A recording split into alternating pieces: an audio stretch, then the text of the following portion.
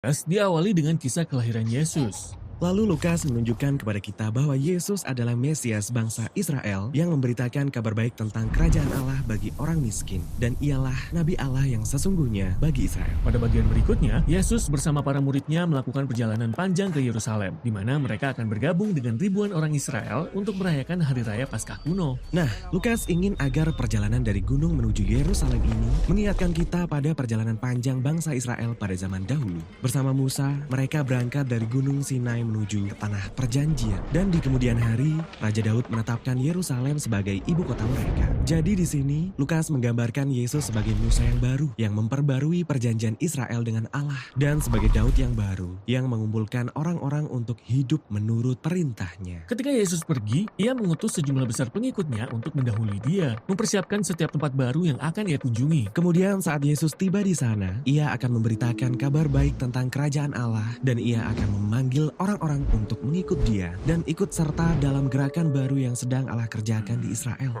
Pada bagian ini, terdapat banyak pengajaran Yesus dan perumpamaannya, khususnya tentang bagaimana mengikut Yesus akan mendorong kita untuk benar-benar mengubah cara kita berpikir tentang uang, bagaimana kita menyelesaikan konflik dan memperlakukan orang miskin. Di tiap kota, Yesus membentuk komunitas orang-orang yang belajar untuk hidup dengan cara yang benar-benar baru, sehingga ketamakan diubahkan menjadi kemurahan hati dan kemarahan menjadi pengampunan. Dan dalam komunitasnya Yesus ini, semua orang luar akan disambung. Ya, kabar baik bagi orang miskin. Itulah salah satu tema utama Injil Lukas. Ya, kita akan banyak menemukannya pada bagian ini. Orang-orang yang tersingkirkan ia sembuhkan, para pelacur yang terhina ia jangkau, para pemungut cukai ia rangkul. Mereka inilah umat kerajaannya Yesus. Lalu para pemimpin agama Israel mulai mengamati dan mengkritik Yesus. Jika ia benar-benar Nabi Allah, mengapa ia menyambut orang-orang berdosa dan makan dengan mereka? Ya, bagian ini terdengar seperti pertarungan di perjamuan makan. Jadi Yesus mengadakan perjamuan makan malam ini sebagai simbol bagaimana kerajaan Allah hadir bagi orang sakit dan orang miskin. Orang-orang yang tidak mungkin bisa membalas kebaikannya. Yesus juga menghadiri berbagai perjamuan makan bersama para pemimpin agama Israel. Ya, dan ia menegur mereka dengan keras karena telah menjadi perkumpulan sosial yang arogan dan eksklusif. Namun mereka tidak mengerti. Karena itu Yesus menceritakan sebuah perumpamaan yang terkenal. Seperti ini. Ada seorang ayah yang memiliki 2 anak laki-laki. Anak sulungnya dapat dipercaya dan menghormati ayahnya. Anak bungsunya sangat kacau. Ia memberontak dan menjual harta warisannya untuk pergi jauh. Dan ia menghabiskan semuanya untuk berpesta pora dan untuk hal-hal yang bodoh. Kemudian terjadilah wabah kelaparan di negeri itu. Dan ia kehabisan uang. Jadi ia harus berjuang untuk hidup dengan menjaga babi milik orang lain. Ia sangat kelaparan sampai ia pun ingin makan makanan babi itu. Pada titik itu, ia berpikir, kalau aku harus menjadi buruh tani, mungkin sebaiknya aku pulang ke rumah dan bekerja pada bapakku. Setidaknya aku tidak akan makan makanan babi. Lalu ia berjalan pulang ke rumah sambil melatih permintaan maafnya. Di sisi lain, ayahnya yakin kalau anaknya tidak akan selamat dari wabah kelaparan. Tetapi suatu hari, ia melihat seseorang berjalan dari kejauhan. Itu anaknya, ia tidak mati. Lalu ayahnya berlari kepadanya, lalu merangkul anaknya dan mencium dia. Kemudian anaknya mulai berkata, "Bapak, aku tidak layak menjadi anakmu.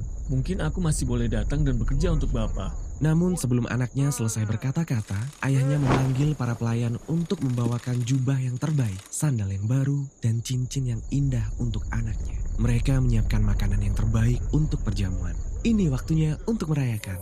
Kemudian malam itu, kakaknya pulang setelah bekerja seharian di ladang. Dan ia mendapati adiknya si pecundang yang lama terhilang telah kembali pulang.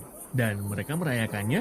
Maka marahlah dia. Coba pikirkan, sudah bertahun-tahun ia setia kepada ayahnya, tetapi tidak pernah ia dirayakan seperti ini. Tetapi ketika anggota keluarga yang memalukan ini pulang, mereka malah merayakannya. Menyebalkan, ia tidak mau ikut dalam perayaan itu. Lalu ayahnya menemui si kakak di luar dan berkata, "Anakku, engkau sudah berada dalam keluarga kita. Segala kepunyaanku adalah kepunyaanmu. Namun, kita patut merayakan adikmu. Karena ia telah hilang, tetapi sekarang ia didapat kembali. Ia telah mati, tetapi sekarang ia hidup kembali." Yesus ingin agar para pemimpin agama memandang orang-orang luar seperti Allah memandang mereka sebagai anak laki-laki dan perempuan yang telah direbut kembali dari kematian. Komunitas kerajaannya Yesus terbuka lebar bagi semua orang. Satu-satunya syarat masuk adalah dengan merendahkan diri kita dan menyadari kita butuh belas kasihan Allah. Jadi, penolakan para pemimpin agama terhadap Yesus dan pengikutnya sebenarnya merupakan penolakan mereka terhadap Allah Israel.